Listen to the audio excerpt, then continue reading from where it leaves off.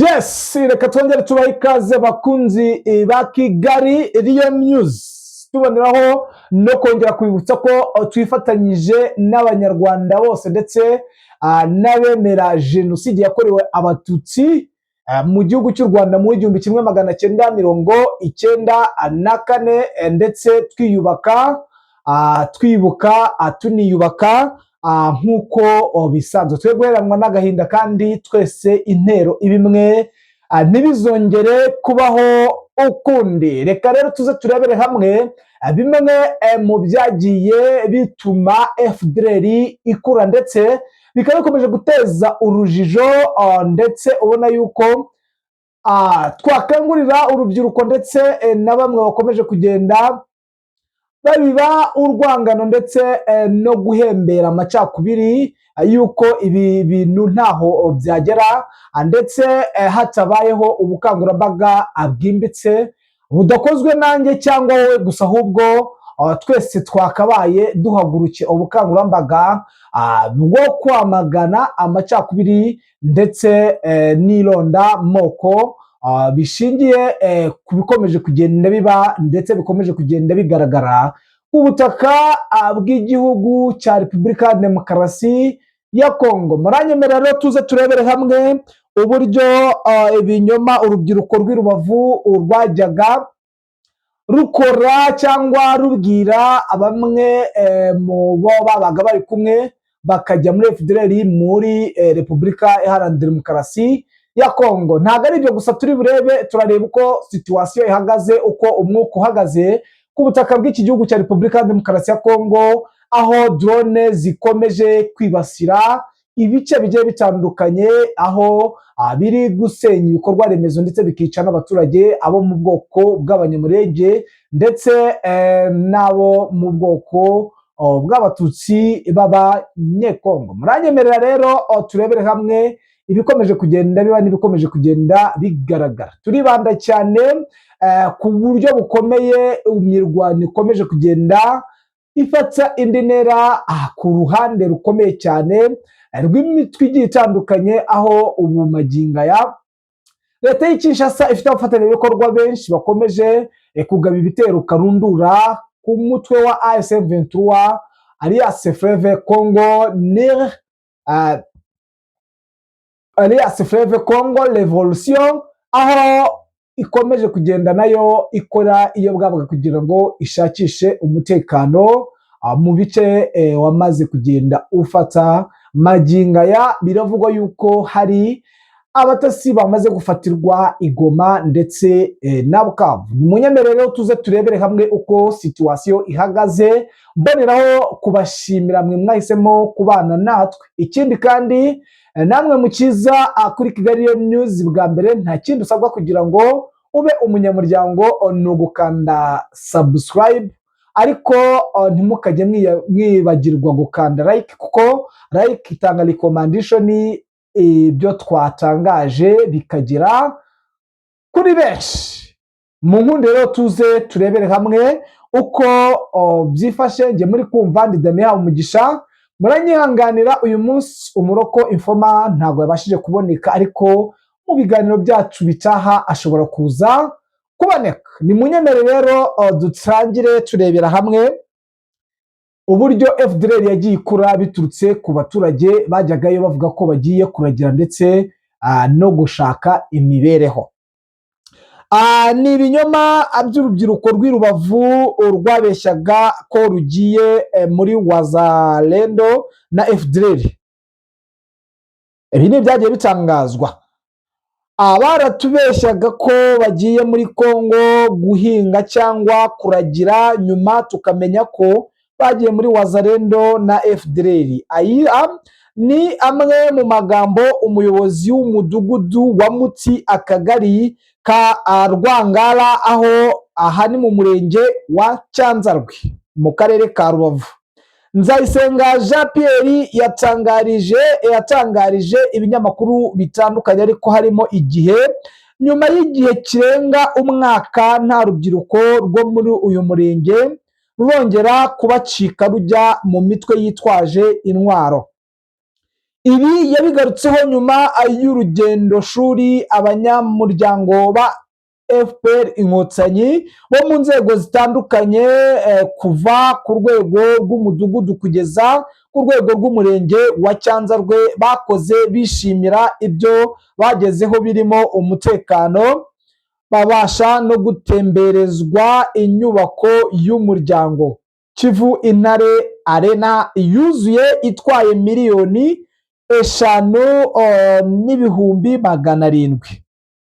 Nzayisenga uyobora umudugudu wa Mutsi ukora ku kibaya gihuza u Rwanda na Repubulika ya Demokarasi ya Kongo yahishuye ko kuva umutwe wa M23 wafata umujyi wa Goma ndetse ukaba ari nawo ugenzura ikibaya cyose kibahuza, nta rubyiruko rurongera kwisanga mu mitwe yitwaje intwaro. Dore uko yabitangaje: uyu munsi nta muturage ujya muri Kongo akamarayo iminsi tutaramenya ibyo ari gukora, kuko mbere umuntu yarazaga akabafata akatubeshya ko bagiye gukora akazi ko guhinga cyangwa kuragira, gucukura amabuye y'agaciro za rubaya no guca amakara, agahita ajyanwa. Ibyo bigahita bituma ajya muri Wazalendo na FDLR. Abaturage bajya gukorerayo bakababona bakaduha amakuru.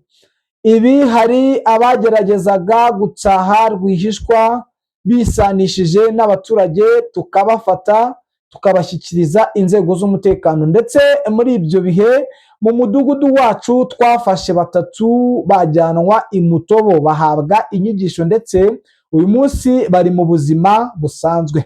Nzayisenga avuga ko ibyo babonye muri Cyanzarwe byabasigiye isomo ku kubungabunga umutekano no kurinda ibyo igihugu cyagezeho, ari nayo mpamvu banejejwe no gusura inyubako y'umuryango. Perezida w'urugaga rw'abahesha b'inkiko b'umwuga mu Rwanda akaba na perezida w'inama njyanama y'umurenge wa Cyanzarwe, Niyonkuru Jean Aime, mu kiganiro yatangaje yavuze ko urugendo shuri bakoze rugamije kwigisha abaturage kutarangwa n'ingengabitekerezo. Ati: abaturage bacu duhora tubibutsa ko badakwiye kurangwa n'ingengabitekerezo ya jenoside, kuko nk'abanyarwanda twahisemo kuba umwe. Ni nayo mpamvu tunavuga tuti reka dusure ibyagezweho babone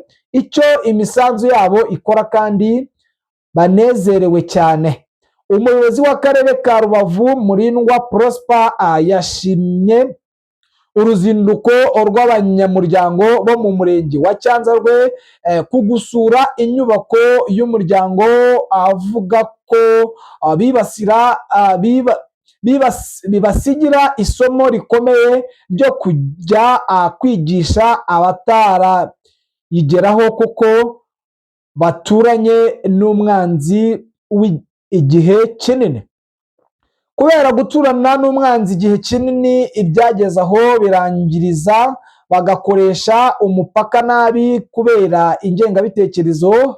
Byari bikwiriye ko basobanurirwa neza indangagaciro z'umunyarwanda no kwirinda ingengabitekerezo ya jenoside yo hakurya y'umupaka. Twizeye ko bongeye gutekereza icyo bari icyo, kandi kigomba gutandukana n'icyangije ubumwe bw'abanyarwanda, harimo no kuba hari abagiye babacika bakajya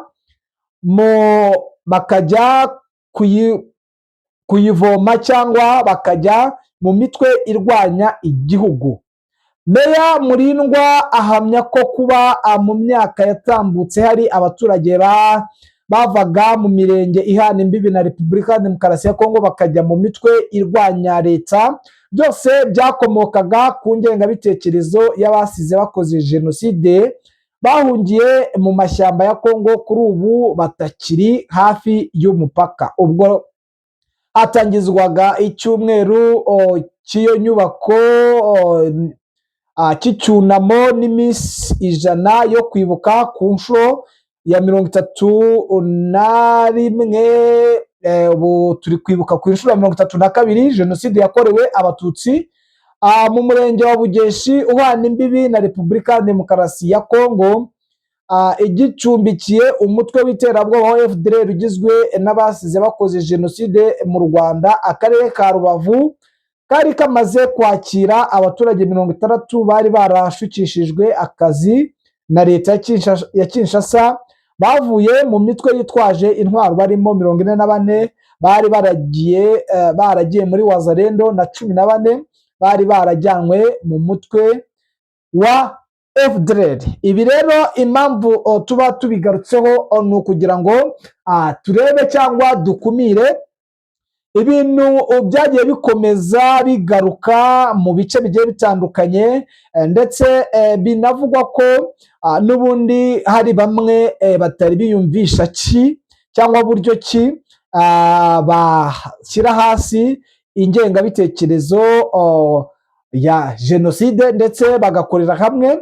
Ibi mpamvu tuba tubivuga nuko mutumenyereye ku makuru cyangwa kuri updates zibera ku butaka bwa Repubulika Iharanira Demokarasi ya Kongo, aho duhora dutangaza ibikomeje kugenda biba bikorerwa bamwe mu bwoko n'ubundi bw'abanyamurenge ndetse n'abatutsi bo mu gihugu cya Repubulika ya Demokarasi ya Kongo, aho ibingibi byimutse biva mu gihugu cy'u Rwanda bikaba byaragiye mu gihugu cya Kongo. Ibi byagiye bitangazwa ku binyamakuru bigiye bitandukanye, ndumva mwaragiye mubireba, ariko ikituzanye ni updates zituzinduye cyangwa zituzanye muri ano masaha y'umugoroba kugira ngo turebe ukuntu maginga ya byifashe ndetse nuko bihagaze. Biravugwa rero ko ibintu bimaze kuba ibindi bindi mu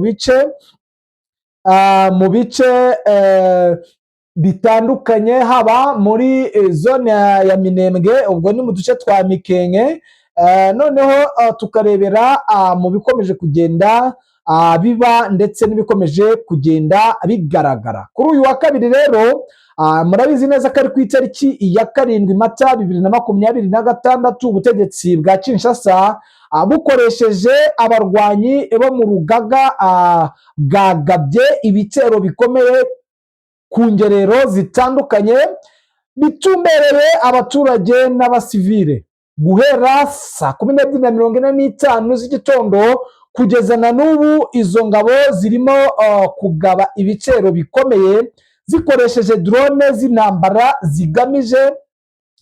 zigamije agace gatuwe cyane ka Mikenke mu misozi miremire ya Minembwe no mu tundi duce dukikije. Ibi bitero byahitanye ubuzima bw'abantu, bisenya inzu z'abaturage, byica n'amatungo.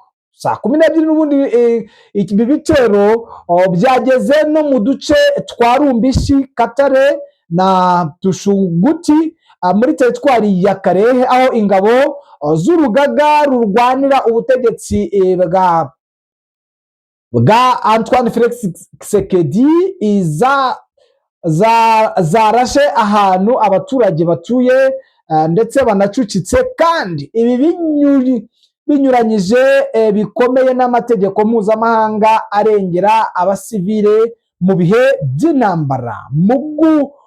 Mu guhangana n'ibi bikorwa bya kinyamaswa, ihuriro AFC/M23 itanze abanyekongo n'umuryango mpuzamahanga ho umugabo ku bw'ibi byaha ubutegetsi bwa Kinshasa bukora ku baturage b'inzirakarengane. AFC/M23 irongera gushimangira ko yiteguye byimaze gusohoza inshingano zayo zo kurinda abaturage b'abasivile ikoresheje uburyo bwose bukenewe mu guhangana n'ibi bitero by'urugomo bikorerwa abaturage. Ni ibitero rero bikomeje kugaragara ko ari karundura, ndetse bikaba uyu munsi byabaye ibindi mu gihe n'ubundi bamwe bakomeje kuvuga ati ese ibi ni ibiki, ibi ni bikorwa n'iki, ese bituruka kuki? Ibi bivugwa uko rero ibi ngibi n'ubundi ari ibyateguwe kandi ari umugambi ukomeye wo kwibasira bamwe mu bakongomani bavuga ururimi rw'ikinyarwanda, ndetse byagiye bigaragara kandi bigenda bigaragaza yuko ari ibyapanzwe. Rero ndumva ari update mutari mukwiye gucikwa kugeza amagingo aya, ibintu biracyari bibi. Rero mbere yuko tuvuga ku ntasi zafashwe za Kisekedi muri Bukavu no mu mujyi wa Goma, reka tubabwire ko Perezida Kagame yavuze ko muri 2018 Loni yemeje ko jenoside yakorewe abatutsi yitwa inyito yayo nyayo, kandi ko byashyizwe mu bikorwa n'ibihugu byose usibye igihugu kimwe gusa.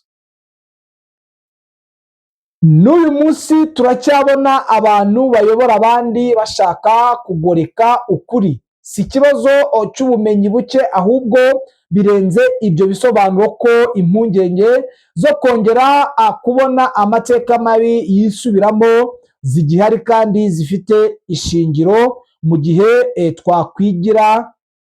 twakwigira ba ntibindeba. Ibi ngibi impamvu umuntu aba abitangaza ni ukugira ngo natwe tubitekerezeho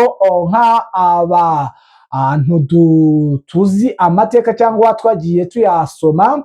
Kenshi na kenshi n'ubundi kwigirana ibindeba nibyo bikurura ibi byose, ndetse kutamagana ikibi nibyo bituma ibibi bikomeza kuba. Nkukangurira nawe kwamagana ikibi cyangwa kwanga ikibi mu bikorwa byawe bya buri munsi. Biravugwa rero ko n'ubundi M23 yakoze operasiyo ikomeye, aho yavumbuye bamwe mu ntasi zari ziri mu bice by'umujyi wa Goma na Bukavu, bigaragaza ko Antoine Felix Tshisekedi yashyizemo imbaraga binyuze ku mugore we, aho umudamu we ariwe washoye imbaraga mu rwego rw'ubutasi bw'abakobwa b'ibizungerezi.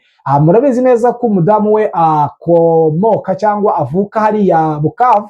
Bivugwa yuko n'ubundi abenshi ari ibizungerezi bari bari muri ino mijyi igiye ikomakomeye, ubona yuko bahagurukiye ubutasi karundura bwo kugira ngo bakomeze barebe uburyo ki bakinege iri huriro rya AFC M23. Rero